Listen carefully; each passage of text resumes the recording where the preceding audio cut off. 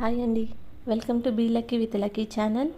ఈరోజు మన ఛానల్లో నేను టమాటా పచ్చిమిరపకాయ పచ్చడి ఎలా చేయాలో చూపిస్తాను.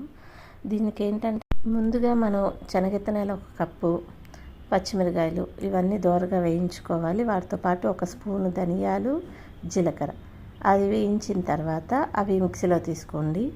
అదే ఆయిల్లో ఒక 5-6 టమాటాలు మీడియం సైజు 4 ముక్కలుగా కట్ చేసుకొని బాండీలో వేసేసి వేయించండి. ఇవి బాగా మగ్గాలండి. అంటే కాస్త మూత పెట్టేసి కొంచెం ఒక 10 నిమిషాలు మగ్గించండి.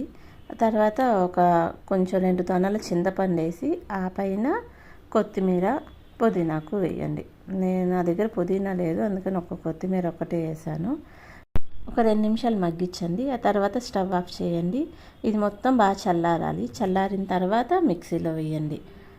ఇప్పుడు మనం తాలింపు వేసుకుందామండి. కొంతమంది తాలింపు వేయరు, కానీ నేనైతే వేస్తాను. అప్పుడు బాగుంటుంది ఇంకా. ఎందుకంటే మనం ఈ చట్నీ అన్నంలోకి బాగుంటుంది, అట్ ద సేమ్ టైం దోశలోకి అయితే ఇంకా సూపర్గా ఉంటుంది. ఈ వీడియో నచ్చితే లైక్ చేయండి, షేర్ చేయండి, సబ్స్క్రైబ్ చేయండి. బాయ్.